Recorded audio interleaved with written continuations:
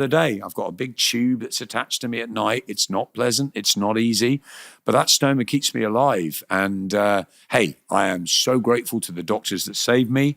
I didn't think I'd get through. There were times where I was just broken. I lost 4 stone in weight. I was looking at myself in the mirror thinking, I cannot do this. I can't fight. I'm not a fighter. I'm a lover, not a fighter. I'm not. I can't fight. I couldn't go in a ring, but I had to fight for my life, and it was really hard. And I guess I'm just really grateful that I'm through that. And hey, look, I have my scans, and I don't know what the future holds. None of us do.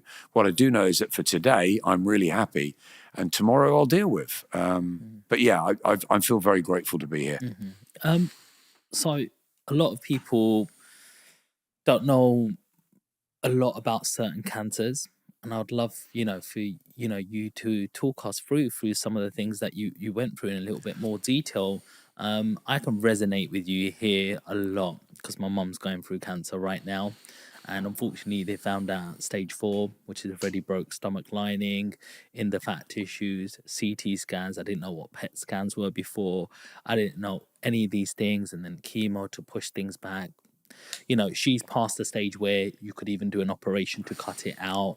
So it's like on borrowed time. So every day is gratitude and Absolutely. giving thanks. I'm sorry to hear that, but also you're right. Every day is very important. The one thing is, Sean, is that we all are born and we all die. So, and there's ways of thinking about it. You can think you're invincible. You can be really frightened of it, but ultimately, going through that with your mum, and as I said, I'm really sorry to hear that. And it's about accepting and enjoying what time you do have, because as I said, all of us are not going to be here. It's a short window. I lost a couple of friends, one in my 20s. He died in a fire, and I lost another friend who was hit by a driver when he was riding a bike. Horrendous injuries, accidents, horrendous horror stories, terrible, tragic.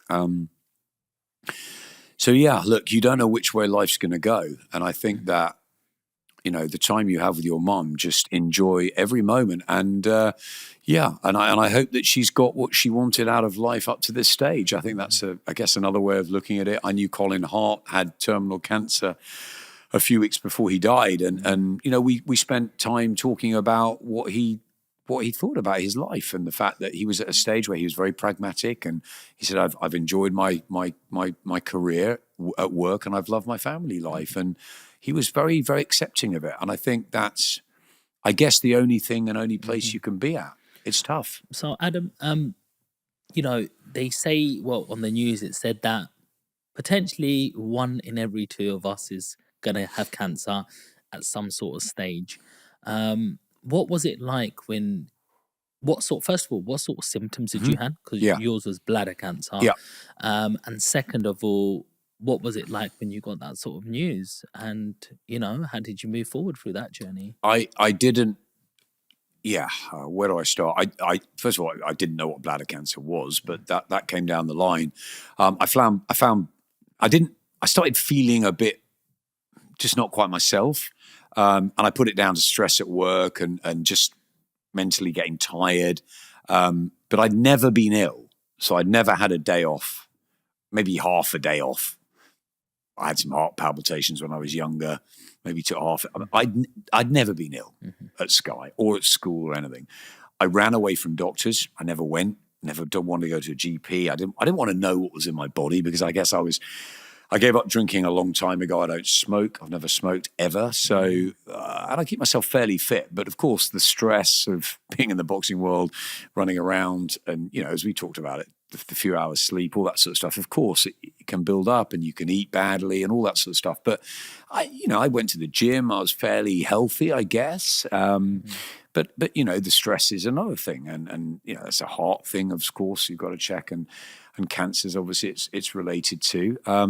There was bowel cancer in my family, just through an uncle, but not sort of direct. But yeah, I guess I didn't really think about it. And then I got blood in my urine. Wow. And I just thought, wow. When it first happened, I thought, whoa, wow. I thought, that's odd. Didn't really think about it. I thought I must have eaten something, or maybe it was, I Googled. I mean, it's probably the worst thing you should do. Google. Don't do that, and I don't do that anymore. But I Googled, and it said if you've got blood in your urine, you should get to your GP. It could be something. It could be an infection, or it could be something more sinister. But I thought, nah. And I thought, I've eaten some beetroot in a salad or something. You con your brain, don't you? You just don't want to. You don't want to know, right? And then it went away, and I thought, okay, that's just nothing. And then it came back, and then it sort of got more regular. And what sort of period are we talking about? Weeks or months? Yeah, we're talking a small period, but it came back. So I thought it wasn't anything, and then it came back, and then for about maybe a couple of weeks, it was not good. But then it sort of went again, and so I wasn't quite sure. And then it came back, and it was really awful. It was really heavy. It was like clotted, and it was obvious that something was seriously wrong. And then I didn't want to do anything about it. It was like the brain saying, I know something is seriously wrong. And then it's your other part saying, I don't want to know. And that's that at that time. Now, I would say to anyone, if there are any symptoms, or not even if there aren't symptoms, just you're 50-something, go and get yourself checked out. One of my friends has just got diagnosed with bowel cancer. He had an operation. He's recovering. He's good. It didn't spread. But that's in my little group in Acton of 4 of us who were really tight. That's 2 of us in our early 50s. So just go and get yourself checked out. Prostate cancer, Simon Jordan had it. He had no symptoms. He went because of his brother. So go and get yourself checked out. It's no harm. I never did. I never got myself checked out. And I think, but at that point I was thinking, and I spoke to a friend, and he said, get yourself to a doctor. You have responsibilities, your kids, etc. That's all I needed. I needed to hear it from someone else. So I went down. I went to a walk-in clinic, and I went with somebody actually. I saw a doctor quickly, and they looked at it, and they took a sample, and they said it's probably a urinary infection. So they gave me some antibiotics. So I went back. I took the antibiotics. Nothing changed. They said, antibiotics take 72 hours to kick in. Don't worry about it. Then I started feeling really unwell, like tired. And someone said to me, you're losing weight. And I thought, I've got cancer. I just thought it. I just thought it's definitely cancer.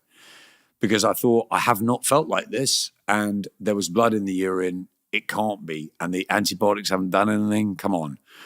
Put 2 and 2 together. And then again, someone said to me, they said, go back on the Monday if things haven't changed. And it was like the Wednesday.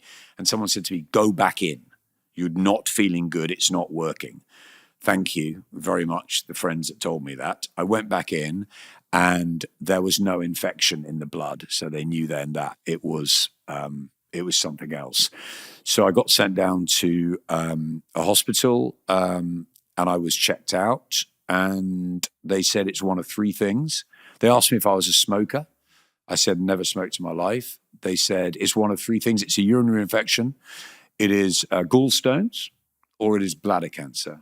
And I said, what's bladder cancer? And they said it's normally a smoker's cancer that affects people normally in their 70s, average age about 74. It's often a cancer that people get late on in life, and often maybe that's one of the things they don't recover from. So I was 51 at the time, and they said it's very rare for a non-smoker and someone at 51 to have bladder cancer, but it happens, and it could be. But they need to do a CT scan. NHS were unbelievable. They were really quick. I owe my life to them. Forever grateful. I was in the Prue Hospital at the time in Kent, and I went in, and I was in and out of there for the next few weeks. I went in for a CT scan, and then they called me back 2 days later. So I knew it was serious. It was Valentine's Day. I went in, and I walked into, they gave me more blood tests and stuff. I walked into a little office, and a doctor came up to me, and he handed me 2 bits of paper. And one said something about a nephrostomy, which I had no idea what it was. And the other said, it was something to do. I looked at it. I glanced at it and thought, I've got a tumor. And I looked at the other and said, I don't know what that is. So I was really confused.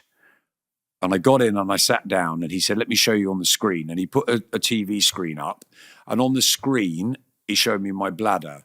And there was a round bit taking up 2/3 of the bladder, probably. Looked like a big orange.